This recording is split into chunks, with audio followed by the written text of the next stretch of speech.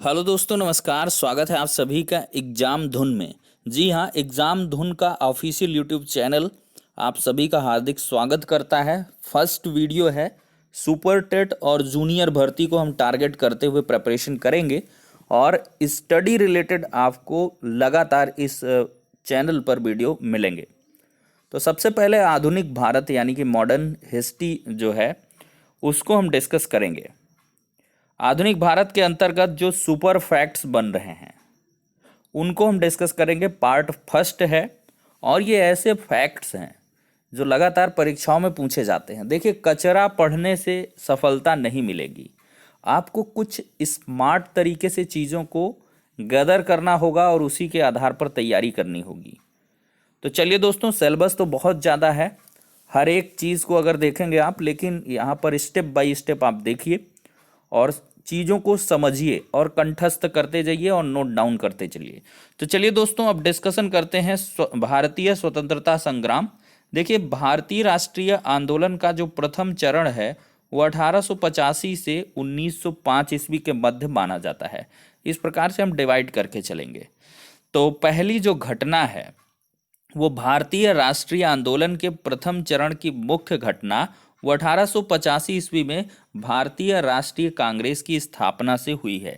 एक क्वेश्चन यहाँ से बन जाता है कि भारतीय राष्ट्रीय कांग्रेस की स्थापना कब हुई थी, तो आप कहेंगे 1885 ईस्वी में। ठीक है। अब इसका प्रथम अधिवेशन कब हुआ था, ये बहुत बार पूछा जाता है। तो 28 दिसंबर 1885 को बम्बई स्थित गोकुल दास तेजपाल संस्कृत विद्यालय में इसका प्रथम अधिवेशन दोस्तों हुआ था। अब जो भारतीय राष्ट्रीय कांग्रेस है, इसके मतलब संस्थापक कह लें तो ये कौन थे? Sir A.O.. ह्यूम थे। ठीक है, ये भी प्रश्न बन जाता है। अब इसमें बात करें तो इस अधिवेशन के अध्यक्ष कौन रहे हैं? पहले अध्यक्ष कौन रहे हैं भारतीय राष्ट्रीय कांग्रेस के? व्योमेश चंद्र बनर्जी रहे हैं। बहुत बार पूछा गया है और इसमें कुल 72 प्रतिनिधियों ने भाग भी लिया है। उतना इंपॉर्टेंट ये नहीं है। अगला जो फैक्ट है वो आ ही जाता है कि कांग्रेस की स्थापना का श्रेय अंग्रेज अधिकारी हैं एलन ऑक्टेवियन ह्यूम, इनको दिया जाता है। अब अगर बात करें तो इसकी स्थापना से पूर्व उन्होंने लॉर्ड डफरिन से सलाह ली थी कि वे इसे एक सेफ्टी वाल्व के रूप में प्रयोग करेंगे। बहुत इंपॉर्टेंट और सुपर फैक्ट है कि डफरिन से सलाह ली थी कि सेफ्टी वाल्व के रूप में इसका इस्तेमाल करेंगे। और देखा जाए तो ये जो लॉर्ड डफरिन है, इसी के खुराफाती दिमाग की ये उपज थी भारतीय राष्ट्रीय कांग्रेस। ठीक है दोस्तों। अब उदारवादी दल के प्रमुख नेताओं की हम बात कर लेते हैं। तो इसमें दादा भाई नौरोजी थे, सुरेंद्र नाथ बनर्जी थे, फिरोज शाह मेहता थे, गोविंद रानाडे थे, दीनसा वाचा, गोपाल कृष्ण गोखले, मदन मोहन मालवीय। ये सभी उदारवादी नेता थे। पूछ लिया जाता है उदारवादी निम्नलिखित में से नेता कौन नहीं है या है, इस तरह का प्रश्न बन जाता है। अगला क्वेश्चन लेते हैं। भारतीय राष्ट्रीय कांग्रेस की अध्यक्षता करने वाले प्रथम मुस्लिम अध्यक्ष कौन थे? तो ये 1887 ईस्वी में जो अधिवेशन हुआ था उसमें बदरुद्दीन तैयबजी थे। ये भारतीय राष्ट्रीय कांग्रेस के प्रथम मुस्लिम अध्यक्ष थे। अंग्रेज अध्यक्ष पूछे तो 1888 में ये जॉर्ज यूले थे। ठीक है दोस्तों, ये सारी बातें हो जाती हैं। अब है भारतीय राष्ट्रीय कांग्रेस का हम द्वितीय चरण डिस्कस करेंगे 1905 ईस्वी से 1919 ईस्वी के मध्य। इसमें अगर हम बात करें तो राष्ट्रीय आंदोलन के इस चरण को नव राष्ट्रवाद या उग्रवाद के उदय का काल माना जाता है। देखिए, उसी समय स्वदेशी आंदोलन और क्रांतिकारी आतंकवाद का सूत्रपात हुआ था। इंपॉर्टेंट फैक्ट नहीं है, लेकिन ये इंपॉर्टेंट फैक्ट है कि प्रमुख नेताओं में उग्रवादी या गरम दल के हैं बाल गंगाधर तिलक, अरविंद घोष, बिपिन चंद्र पाल और लाला लाजपत राय। यहाँ पर एक क्वेश्चन बन जाता है, लाल बाल पाल तो लाल से लाला लाजपत राय, बाल से बाल से बाल गंगाधर तिलक और पाल से बिपिन चंद्र पाल। लाल बाल पाल ये पूछ लेता है क्या है, इनके कौन थे ये। ठीक है, अगला क्वेश्चन, भारत में उग्रवाद के उदय का श्रेय बाल गंगाधर तिलक को दिया जाता है। अगला फैक्ट है, इसको 22 तोपों की सलामी दीजिए। तिलक ने 1984 ईस्वी में क्या किया, गणपति महोत्सव, और 1986 ईस्वी में शिवाजी महोत्सव प्रारंभ किया था। ये प्रश्न बहुत बार पूछा गया है। किसने, बाल गंगाधर तिलक ने। बहुत लोग कंफ्यूज होकर गोपाल कृष्ण गोखले लगा देते हैं। भाई गोखले तो थे ही नहीं गरम दल वाले में, गरम दल वाले का ही ये काम है गणपति महोत्सव, शिवाजी महोत्सव, और ये कॉन्जिक्यूटिव हुआ था 1884, 1886, 84, 86, 84, 86, इस तरह याद रखना, डेट भी पूछ लेता है।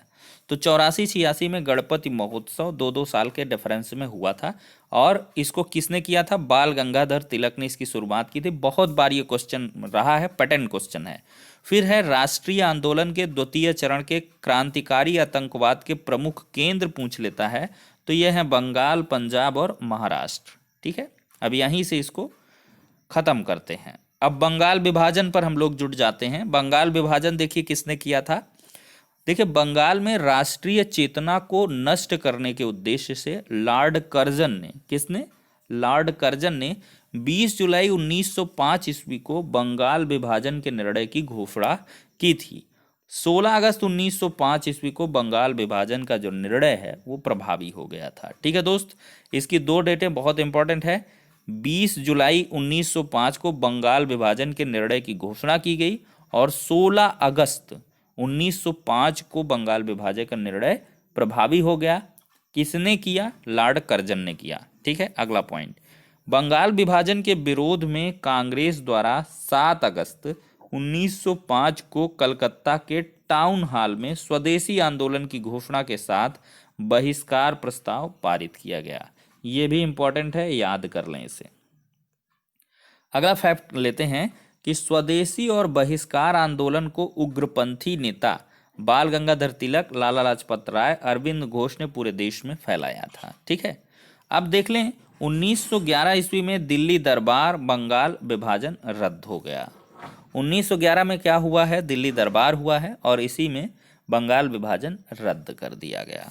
अगला कि मुस्लिम लीग की स्थापना कब हुई थी। तो देखें तो ढाका के नवाब सलीमुल्लाह के नेतृत्व में 30 दिसंबर 1906 को ढाका में आयोजित एक बैठक में नवाब वकार उल मुल्क की अध्यक्षता में मुस्लिम लीग की स्थापना हुई थी। सलीम उल्लाह के नेतृत्व में और नवाब वकार उल मुल्क की अध्यक्षता में 30 दिसंबर 1906 को ढाका में एक बैठक के दौरान मुस्लिम लीग की स्थापना हुई थी। अगला फैक्ट है 1908 ईस्वी में अमृतसर में हुई मुस्लिम लीग के अधिवेशन में मुसलमानों के लिए पृथक निर्वाचन मंडल की मांग की गई थी। इंपॉर्टेंट फैक्ट है।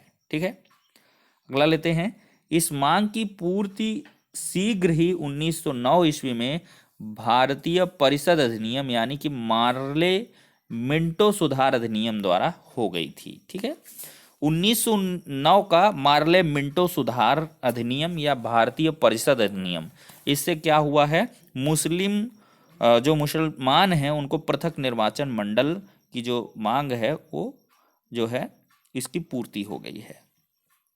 अगला फैक्ट, 1916 ईस्वी में लखनऊ समझौते के पश्चात कांग्रेस और मुस्लिम लीग ने एक ही मंच पर कार्य करने का फैसला ले लिया है। कब, 1916 के लखनऊ पैक्ट के आधार पर। ठीक है, ये हो गया है। अब अगला लेते हैं, कामागाटामारू प्रकरण क्या है। देखिए, कामागाटामारू प्रकरण 1914 में घटित हुआ था। इस प्रकरण के अंतर्गत 1914 ईस्वी में भारतीयों के कनाडा प्रवेश को लेकर कुछ भारतीयों पर लगे प्रतिबंधों के विरुद्ध आंदोलन हुआ था। देखिए, आंदोलन के नेताओं ने शोर कमेटी की स्थापना की। नेताओं में प्रमुख थे बलवंत सिंह, हुसैन रहीम और सोहनलाल पाठक। ठीक है, कामागाटामारू प्रकरण 1914 में हुआ था, यही पूछा जाता है। ठीक है, और ये कनाडा प्रवेश को लेकर तामझाम हुआ था। अब कांग्रेस का सूरत अधिवेशन, ये बहुत इंपॉर्टेंट है। कांग्रेस का सूरत अधिवेशन मोस्ट इंपॉर्टेंट फैक्ट है, इसको मेमोराइज करें। देखिए, राष्ट्रीय आंदोलन की उग्रता के साथ साथ कांग्रेस के उदारवादियों में कौन थे? दादा भाई नौरोजी हो गए, सुरेंद्र नाथ बनर्जी हो गए, गोपाल कृष्ण गोखले हो गए, एवं उग्रवादियों लाला लाजपत राय, बिपिन चंद्रपाल, बाल गंगाधर तिलक के मध्य मतभेद व्यापक होते जा रहे थे, जिसके परिणाम स्वरूप 1907 ईस्वी के भारतीय राष्ट्रीय कांग्रेस के सूरत अधिवेशन में कांग्रेस उदारवादी एवं उग्रवादी गुटों में विभक्त हो गया था।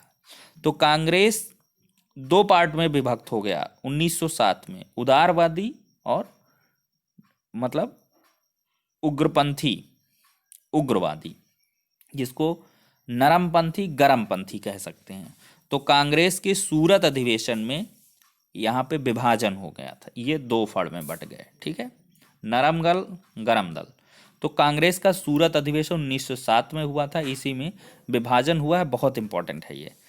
अगला है लखनऊ पैक्ट आ जाता है 1916 का। देखिए, 1915 में मोहम्मद अली जिन्ना के व्यक्तिगत प्रयास से बंबई में कांग्रेस और मुस्लिम लीग के अधिवेशन साथ साथ हुए। दोनों संगठन पारस्परिक सहयोग द्वारा देश में संवैधानिक सुधार की योजना बनाने और उसके क्रियान्वित करने हेतु सरकार पर दबाव की राजनीति करने पर सहमत हुए। देखिए, मुस्लिम लीग और कांग्रेस द्वारा नियुक्त समितियों ने मिलकर एक संयुक्त योजना बनाई जो 1916 ईस्वी के कांग्रेस के लखनऊ अधिवेशन में स्वीकृत हो गई। कांग्रेस लीग योजना लखनऊ पैक्ट कहलाती है। देखिए, लखनऊ पैक्ट द्वारा कांग्रेस को पहली बार मुसलमानों के पृथक निर्वाचन मंडल की मांग औपचारिक रूप से स्वीकार कर ली गई। तो लखनऊ पैक्ट ये इंपॉर्टेंस रखता है।